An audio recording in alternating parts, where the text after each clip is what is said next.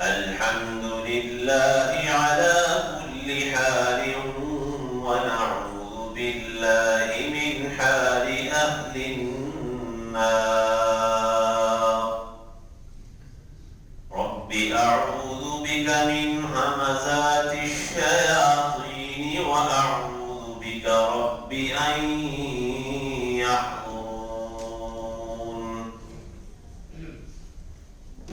أعوذ بالله السميع العليم وبوجهه الكريم وسلطانه القديم من الشيطان الرجيم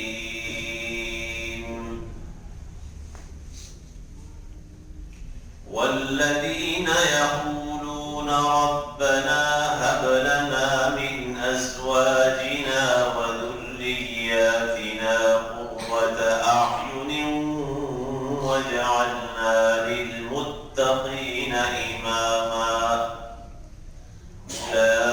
أولئك يجزون الغرفة بما صبروا ويلقون فيها تحية وسلاما خالدين فيها حسنت مستقرا ومقاما.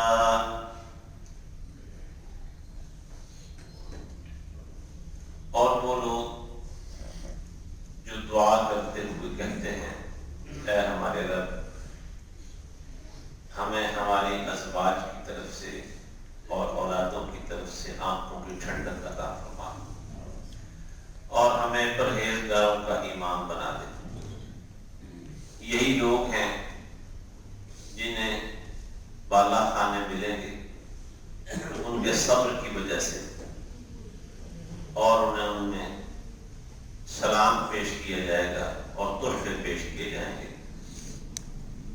ہمیشہ رہیں گے باغات میں وہ ٹھکانہ کرنے اور رہنے کی بہترین جگہ ہے.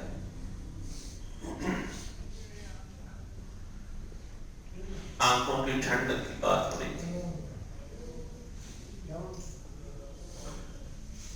نماز آنکھوں کی ٹھنڈک ہے.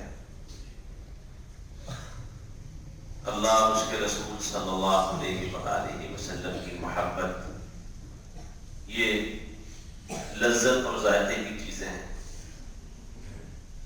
آج ہمیں مادی چیزوں سے جو تسکین حاصل ہوتی ہے اور ان کی جو لذت ہم محسوس کرتے ہیں اللہ تعالیٰ ہمیں یہ بھی موقع نصیب فرمائے کہ ہمیں روحانی چیزوں سے لذت نصیب ہو. آمین. تلاوت قرآن سے لذت نصیب ہو. اللہ اور اس کے رسول کی اطاعت سے لذت نصیب ہو. قرآن میں لذت آئے. اللہ کی یاد اور اس کے ذکر میں لذت آئے. نواب صدیق حسن خان صاحب رحمۃ اللہ علیہ نے قرآن مجید کے حوالے سے لکھا ہے کہ جو لذت اللہ نے قرآن میں رکھی ہے دنیا کی کسی چیز میں نہیں. اور یہ نعمت ہر بندے کو نہیں ملتی. یہ جو بندہ کہنے والا ہے وہ نواب ہے. دنیا کی دولت ریل پیل اس کی یہ سب کچھ دیکھا ہوا. مادی چیزیں ان کی کثرت اور بہتات موجود ہے. اور وہ شخص کہہ رہا ہے کہ جو لذت اللہ نے قرآن میں رکھی ہے دنیا کی کسی چیز میں نہیں. اور کہتے ہیں قرآن کی ہر صورت کی الگ لذت ہے. یہ بھی وہی شخص کہہ سکتا ہے جس نے قرآن مجید میں پتے لگائے. قرآن مجید کو جس نے اپنا اوڑھ اور بچھونا بنایا. ہر صورت کی الگ لذت ہے اور ہر صورت کی ہر آیت کی پھر الگ الگ لذت ہو ذائقہ ہے. تو قرآن میں لذت ہے. نماز میں آنکھوں میں ٹھنڈک ہے. اللہ اور اس کے رسول کی محبت کی مٹھاس ہے. صحیح بخاری میں حدیث ہے رسول اللہ صلی اللہ علیہ وسلم نے فرمایا جس شخص میں 3 خصلتیں ہوں گی وہ ایمان کی مٹھاس پا لے گا. وہ 3 خصلتیں کون سی ہیں؟ پہلے یہ اللہ اور اس کے رسول سے سب دنیا سے زیادہ محبت. یہ لذت والی چیز ہے. یعنی اللہ اور اس کے رسول کی محبت اس کی لذت ہے. اس کی مٹھاس اور ذائقہ ہے اس کا۔ دوسرے نمبر پر جس کو کسی بھی شخص اور انسان سے اگر محبت ہو تو صرف اللہ کے لیے ہو۔ خونی رشتوں سے محبت ہوتی ہے، لیکن اگر خونی رشتے کے ساتھ وہاں دینداری بھی موجود ہو تو وہ اس کی محبت اس سے بڑھ جاتی ہے اور بڑھنی چاہیے، ورنہ خونی رشتوں کے مقابلے میں دینی رشتوں کی اہمیت زیادہ ہے۔ تقوی اور ایمان والے محبت، تقوی اور ایمان والے رشتے کی محبت زیادہ ہے، اس کی اہمیت زیادہ ہے۔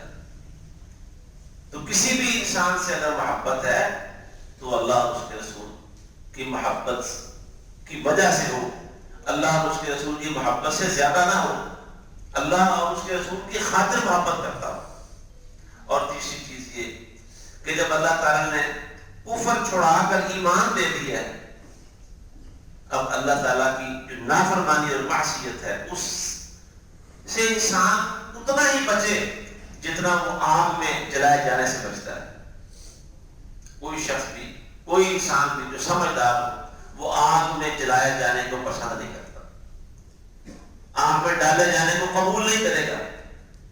فرمایا اللہ کی نافرمانی سے اسی طرح نفرت کرے جیسے آگ میں ڈالے جانے سے انسان نفرت کرتا ہے۔ یہ تین باتیں ہوں تو ایمان کی لذت، ایمان کا ذائقہ اور ایمان کی مٹھاس حاصل ہوتی ہے۔ تو لذت والی چیزیں کون سی ہیں؟ سنت پر عمل کرنے میں لذت ہے، اللہ کی یاد میں لذت ہے، نماز میں لذت ہے، قرآن مجید کی تلاوت میں لذت ہے۔ جب دیکھیں کہ گھر میں قرآن کی تلاوت کا ماحول چل رہا ہے، بیوی قرآن پڑھ رہی ہے، بیٹے بیٹیاں قرآن پڑھتے ہیں، گھر میں اللہ اور اس کے رسول صلی اللہ علیہ وسلم کی اطاعت ہوتی ہے، بیوی اور بچے اللہ اور اس کے رسول سے محبت کرنے والے ہیں، دلوں میں اللہ کا ڈر پایا جاتا ہے، اللہ کی یاد سے دل پسیج جاتے ہیں، اللہ تعالیٰ کا خوف دلوں میں پایا جا رہا ہے، اللہ کی نافرمانی سے بچتے ہیں، گھروں میں رسول اللہ صلی اللہ علیہ وسلم کی محبت و سیرت کا تذکرہ ہوتا ہے، اللہ کے رسول کے واقعات گھر کی زینت ہیں، زندگیوں کی زینت ہے، یہ ہم ٹھنڈک۔ ان چیزوں سے مومن آدمی کو لذت، ان چیزوں سے مومن آدمی کے دل کو سرور اور سکون حاصل ہوتا ہے۔ اللہ سے یہی مانگتے ہیں ربنا هب لنا من ازواجنا وذرياتنا قرة اعین، اے اللہ اولادوں کی طرف سے، بیویوں اور خاندوں کی طرف سے ہمیں آنکھوں کی ٹھنڈک عطا فرما، وجعلنا للمتقین اماما، اور ہمیں پرہیزگاروں میں امامت کا درجہ عطا فرما دے، یعنی اعلیٰ درجے کے متقی بنا دے۔ جس طرح دنیا میں دوڑ لگی ہے، فطری ایک چیز پائی جاتی ہے، دوسروں کو دیکھ کر آدمی ان سے آگے نکلنے کی کوشش کرتا ہے، یہ تقویٰ میں آگے نکلنے کے لیے دعائیں کرتے ہیں، اللہ ہمیں تقویٰ میں آگے سے آگے لے جا، کہ کسی منزل پر رکتے نہیں ہیں، کسی منزل کو آخری منزل نہیں قرار دیتے، ایک سے آگے دوسری، پھر تیسری، اس سے آگے اور آگے، اس سے اوپر اور اس سے اور اوپر جانے کی کوشش کرتے ہیں تقویٰ میں، دینداری میں۔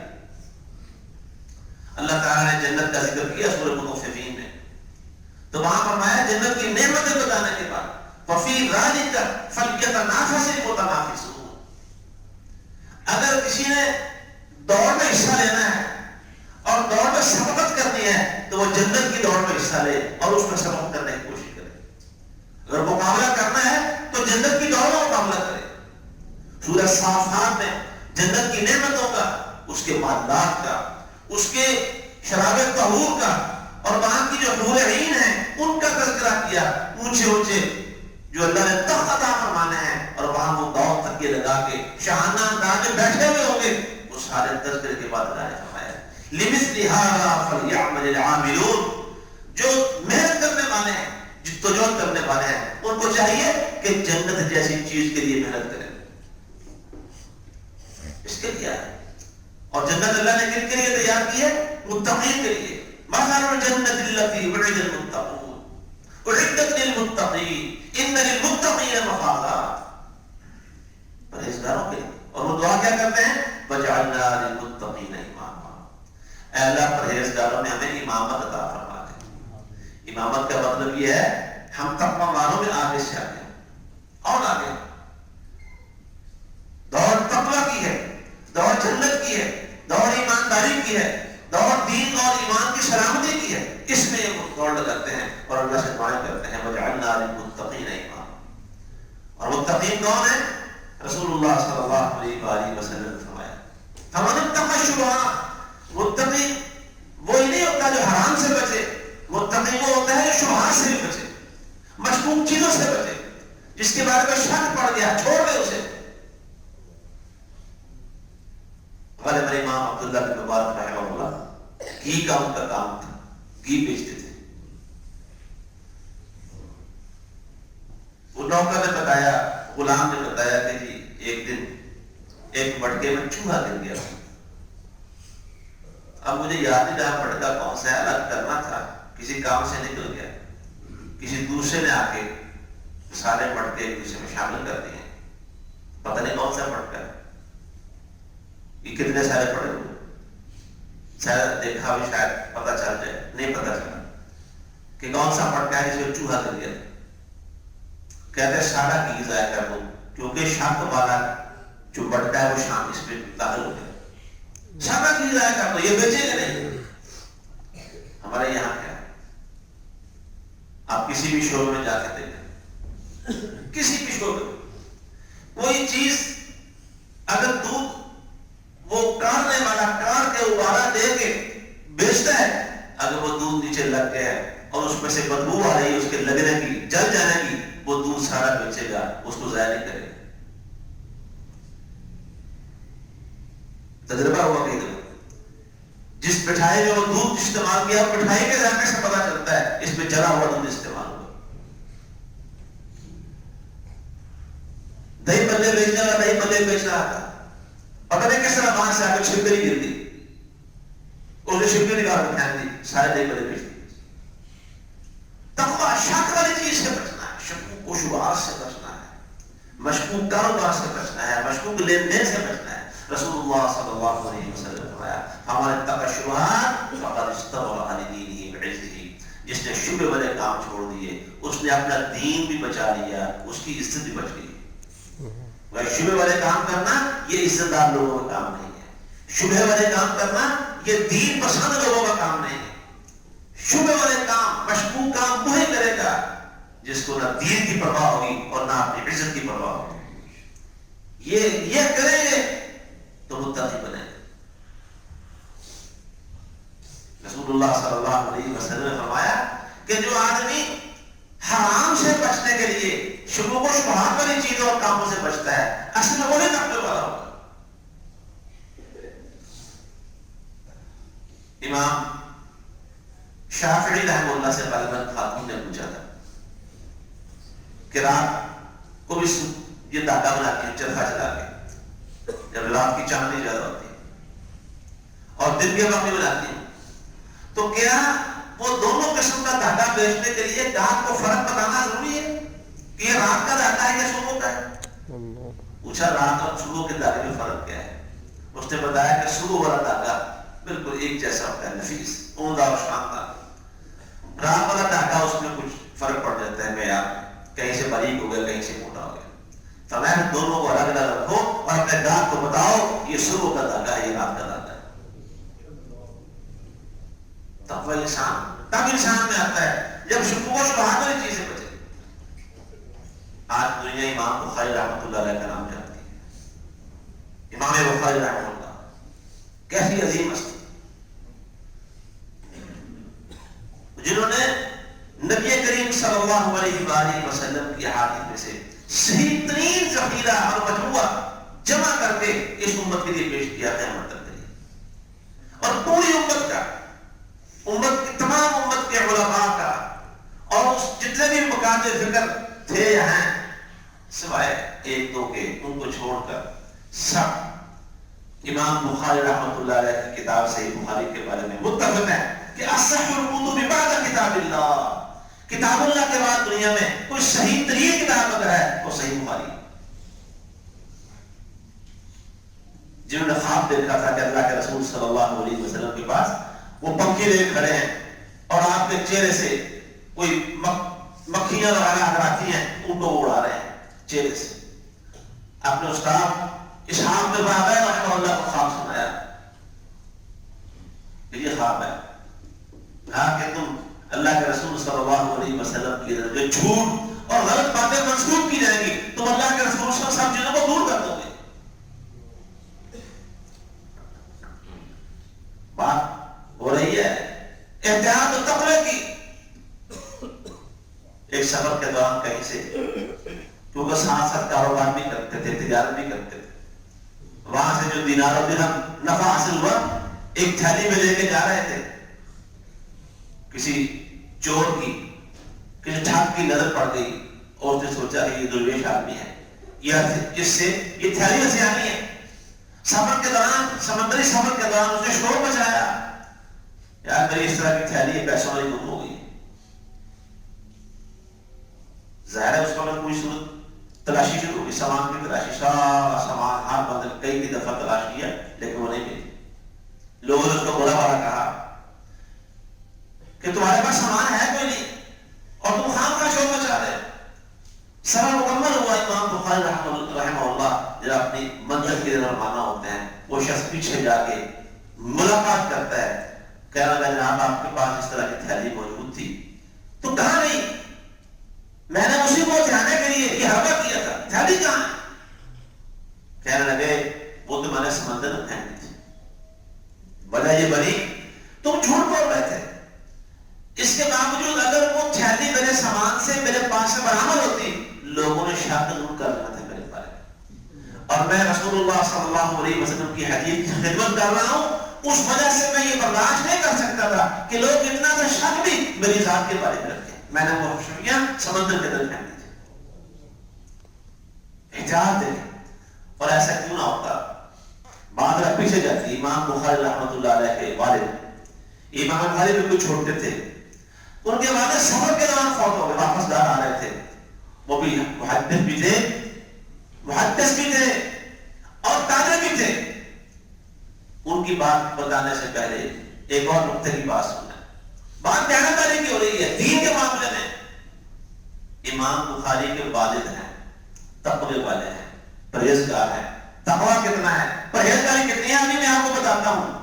لیکن جو علم حدیث کا معیار تھا محدثین کے ہاں کہ کس محدث کی، کس راوی کی حدیث لینی ہے، کس کی نہیں لینی، امام بخاری رحمۃ اللہ علیہ دوسرے محدثین کی طرح اپنے والد کے بارے میں یہ رائے رکھتے ہیں کہ علم حدیث میں وہ ضعیف راوی تھے. یار اتنا بھی جانکار پتہ دیکھا ہوگا آپ نے. والد کا احترام ایک الگ چیز ہے، وہ والد ہے، اس کی عزت اور احترام سارے ماتھے پہ. لیکن بات جب اللہ کے دین کی، اس کے معیار کی اور علم حدیث ان سے لینے کی آتی ہے، امام بخاری بھی دیگر محدثین کے ساتھ متفق طور پر یہ بات کہتے ہیں کہ ان کے والد جن کا نام اسماعیل تھا، علم حدیث کے اندر وہ ضعیف راوی تھے. امام بخاری میں یہ احتیاط، یہ تقوی کیوں نہ ہوتا؟ والد سفر سے واپس آ رہے ہیں، راستے میں اللہ کی اجل آ گئی، راستے میں تو جو تجارتی سامان اور نفع کا سارا اپنے اس دوست کو دیتے ہیں، بھئی یہ امانت ہے میرے گھر میں پہنچا دینا. لیکن ایک بڑی قیمتی اور کام کی بات کی، کہنے لگے اسماعیل کی پوری کمائی اور پونجی جتنی جمع کی ہے پوری زندگی میں، اس میں ایک پیسہ بھی مشکوک کمائی کا شامل نہیں. بات حرام کی نہیں کر رہی، مشکوک بھی نہیں ہے. جو حرام ہے وہ تو بچنا ہی بچنا ہے. اس پوری دولت میں، اس پورے سرمایہ میں، اس پوری پونجی میں ایک پیسہ بھی، ایک دھیلا بھی مشکوک کمائی کا شامل نہیں. کتنے لوگ ہیں آج جو اپنی کمائی کے بارے میں اس طرح سے پورے دانے کے ساتھ بات کر سکتے ہیں؟ تقوی یہ ہے وجعلنا للمتقین اماما، یا اللہ متقین کا امام بنا دے. جب بات اس طرح کے ہوں تو پھر اولادیں ایسی ہوتی ہیں، اولادیں ایسی ہوتی ہیں. سیدنا عمر فاروق رضی اللہ تعالیٰ عنہ کون نہیں جانتا، دوسرے امیر المومنین خلیفہ ثانی رسول اللہ صلی اللہ علیہ وسلم کے بعد.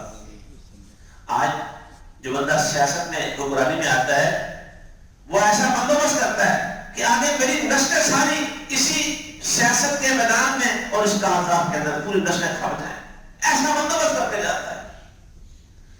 عمر فاروق رضی اللہ تعالیٰ عنہ جب وہی اپنے اسی ان پر بات کیا گیا اور زندگی اور موت کی کشمکش میں تھے، ان سے کہا گیا کہ اپنے بیٹے عبداللہ کو اپنے بعد نامزد کر دیں خلافت کے لیے.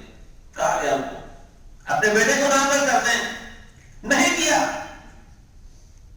وجہ کیا تھی؟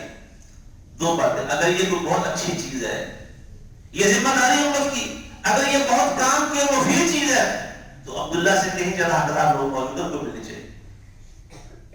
اور اگر یہ کوئی آزمائش اور امتحان ہے، اللہ کی طرف سے امتحان ہے، تو میں اپنے بیٹے کو کسی امتحان میں ڈال کے جاؤں گا. یہ تقویٰ. اور یہی وجہ ہے کہ سیدنا عثمان رضی اللہ تعالی عنہ نے اپنے زمانہ خلافت میں عبداللہ بن عمر رضی اللہ تعالی عنہما کو کسی علاقے کی ذمہ داری سونپ دی. وہ ریاست مدینہ کی پھر بار ریاست مدینہ، یعنی ریاست مدینہ کا نام لینے کے باوجود سارے لوگ حکمرانی کے حریص اور دولت اور خزانوں کو لوٹنے والے ریاست مدینہ کے ترجمہ ہیں. اور وہ کیا عبداللہ بن عمر کیا ہیں؟ امیر المومنین خلیفۃ المسلمین سیدنا عمر فاروق رضی اللہ تعالیٰ عنہ کے بیٹے ہیں. وہ خود بھی انہیں خلافت نہیں دے کے گئے اور بعد میں عثمان رضی اللہ تعالیٰ عنہ اس علاقے کی ذمہ داری دیتے ہیں. وہ ہاتھ جوڑ ان کے سامنے، امیر المومنین اے خلیفہ ثالث، مجھ پر رحم فرمائیے اور مجھے اس علاقے کی ذمہ داری کا امتحان نہ لیجیے. میں امتحان کے قابل نہیں ہوں. یہ ہے تقویٰ. احتیاط دیکھیں آپ ذرا. وَجَعَلْنَا لِلْمُتَّقِينَ إِمَامًا، یا اللہ ہمیں متقین کا امام بنا دے. احتیاط دیکھیں کیسی کیسی اور کیسے کیسے لوگ اس زمین میں دیکھیں، اس آسمان میں دیکھیں. احتیاط. تقویٰ صرف یہ نہیں کہ انسان حرام کاموں سے بچ جائے. حرام سے بچنا ہی بچنا ہے. کیوں؟ جو آدمی حرام کام کرے گا پتہ اس کی سزا کتنی ہے؟ اللہ کی لعنتیں ہوتی ہیں. آخرت میں جہنم کی سزا اور قبر کا عذاب، آگ کا عذاب، کتنی سزائیں اس کی. وہ صرف حرام کاموں سے نہیں بچتے، مشکوک کاموں سے بچتے. جس کے بارے میں شبہ پڑ جائے کہ پتہ نہیں صحیح ہے یا غلط ہے، مجھے چھوڑ دیتے ہیں. وَجَعَلْنَا لِلْمُتَّقِينَ إِمَامًا، یہ ہے عباد الرحمان، رحمان کے بندے اور اللہ سے دعائیں کرتے ہیں اور کسی بات کا دعویٰ نہیں ہو سکتا. کبھی دعویٰ نہیں کرنا چاہیے انسان، اور میں یہ کام کبھی کر ہی نہیں سکتا. دعویٰ نہ کریں. دعویٰ تو سیدنا ابراہیم خلیل نے بھی نہیں کیا تھا. وہ بتوں کو توڑنے والے اور ان کے قوم کے خیالات کے مطابق بتوں کی توہین کرنے والے بت توڑ دیے سارے کے سارے. اور اس وجہ سے لوگوں نے، حکمرانوں نے، حکومت نے مل کر سیدنا ابراہیم علیہ السلام کو آگ میں ڈالا. لیکن بالآخر ایک ایسا وقت آتا ہے، بیت اللہ شریف کے پاس کھڑے ہو کر اپنے لیے، اپنی اولاد کے لیے دعا کرتے ہیں. وَجْنُبْنِي وَبَنِيَّ أَن نَّعْبُدَ الْأَصْنَامَ، یا اللہ مجھے اور میری اولاد کو بتوں کی پرستش سے بچا لے. محنت اپنی جگہ پہ ہے، محنت کریں، ذمہ داریاں پوری کریں. لیکن ذمہ داریوں کو جس طرح کسان بیج زمین میں ڈالتا ہے، پانی دیتا ہے، کھاد دیتا ہے، سارے کام کرتا ہے، اس دانے کو کھیتی کون بناتا ہے؟ اللہ بناتا ہے. أَأَنْتُمْ تَزْرَعُونَهُ أَمْ نَحْنُ الزَّارِعُونَ، فرمایا جو بیج زمین میں ڈالتے ہو بتاؤ اس کو کھیتی کون بناتا ہے؟ تم بناتے ہو یا ہم بناتے ہیں؟ کون بناتا ہے؟ اللہ بناتا ہے. میرا اور آپ کا کام محنت کرنا ہے. پہلے محنت کریں. کسان پہلے محنت کرتا ہے زمین پر، بیج ڈالتا ہے، ہل چلاتا ہے، پانی دیتا ہے، کھاد ڈالتا ہے، اور اس کے بعد اس کا دھیان کس کی طرف ہوتا ہے؟ اس اللہ کی طرف ہوتا ہے. یہ محنت کریں اپنی بیویوں پر، محنت کریں اولادوں پر، لیکن بھروسہ کس پہ ہونا چاہیے؟ اللہ پہ. اور یہ ساری محنت کر کے پھر اللہ سے دعا مانگے. یقولون ربنا هب لنا من ازواجنا وذرياتنا قرة اعین واجعلنا للمتقین اماما. نہ تو میری محنت سے کام بنے گا اور نہ میری دعاؤں سے کام بنے گا. محنت بھی کریں، ذمہ داریاں پوری کریں، کیونکہ اللہ نے ذمہ داریوں کے بارے میں پوچھنا ہے قیامت میں. کلکم راع وکلکم مسئول عن رعیتہ، فرمایا تم میں سے ہر شخص پر اللہ نے ذمہ داری ڈالی ہے اور قیامت کو اس کی ذمہ داری کے بارے میں اسے سوال ہوگا. خود بھی متقی بنتے ہیں. اللہ ہم سب کو توفیق عطا فرمائے. بیویوں کے اوپر بھی تقویٰ کی محنت کریں، اولادوں پر بھی تقویٰ کی محنت کریں. نتیجہ کیا نکلے گا؟ اولئک یجزون الغرفۃ بما صبروا، انہیں اللہ بڑے بڑے اونچے معاملات اور بالا خانے عطا فرمائے گا، اس لیے صبر، انہوں نے صبر کیا، تکلیفیں جھیلی دین کی خاطر، اللہ کی خاطر مصیبتیں بڑے چکر چلے لیکن انہوں نے اللہ کا دین نہیں چھوڑا, اللہ کے نبی کا راستہ اور طریقہ نہیں چھوڑا, اس پر جمے رہے. صحابہ کے معنی اس پر جمے رہے, قائم رہے. ہوائیں آتی ہیں, بڑے بڑے درخت اکھڑ جاتے ہیں زمین سے, لیکن یہ کون لوگ ہیں؟ یہ جمے رہے. بڑے بڑے طوفان آئے, بڑے بڑے فتنے آئے, اللہ کے نبی کی سنت کو نہیں چھوڑا.